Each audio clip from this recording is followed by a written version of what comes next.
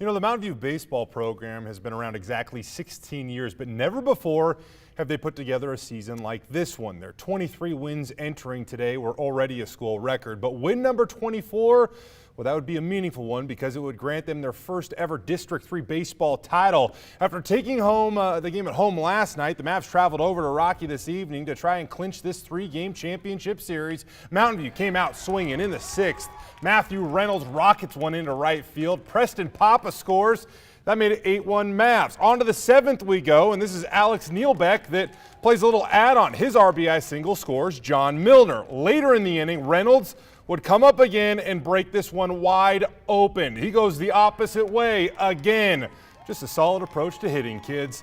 This pushed Mountain View's lead out to 14-1, and that would be your final score. Mountain View makes history, winning their first ever district baseball championship. Afterwards, we talked with Coach Rasmussen and the hero of the night. You know, we've won a lot of games over 16 years, but we haven't won the big one yet, and so that's really nice. These kids all stayed together and play together, and they really care for each other, love each other, and it really helps our culture and environment. We do everything together. We're like brothers, and there's no one I'd rather go to battle with, like I said, and these guys mean everything to me, and our bond is why we're here today 100%.